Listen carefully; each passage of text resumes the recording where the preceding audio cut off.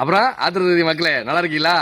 என்ன காலையிலேருந்து ஒரே ஃபோன் எடுத்தா வாட்ஸ்அப்பு, ட்விட்டரு, ஃபேஸ்புக்கு அத்தனையிலையும் எப்போ கூட்டம் ஆத்தூர் தொகுதியில் வேட்பாளர் அந்த பக்கம் கொண்டு வா, இந்த பக்கம் கொண்டு வா, வேட்பாளரை இந்த பிரச்சனையை பேச சொல்லு, அந்த பிரச்சனையை பேச சொல்லணும்னு மக்கள் ஒரே செய்திங்க.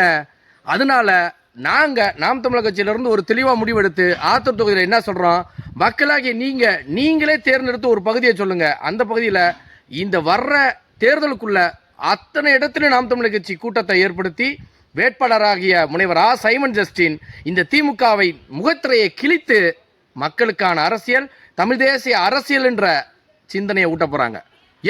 சீமான கூப்பிட்டா கூட பரவாயில்ல, சாட்டத்துறைமனை கூப்பிட்டா கூட பரவாயில்ல. இந்த ஆத்தூர் தொகுதியில் 15 பேர் பேசுறாங்க. அந்த 15 பேரையும் 15 இடத்துல ஒரே நேரத்தில் பேச சொல்லு. இந்த உலகத்துல வெடிச்சத்தம் கேட்கிற மாதிரி இந்த கருத்தியல் யுத்தம் இந்த ஆத்தூர் தொகுதியில் பல முகங்கள்ல வெடிச்சு சதா இருக்குது. மக்களாகிய நீங்க தயாரா இருங்க. நாங்க ரொம்ப ஆர்வமா இருக்கோம். 2026 தேர்தல் ஆத்தூர் தொகுதியில் விவசாய சின்னம் தான். நாம் தமிழர் கட்சியோட வெற்றி தான்.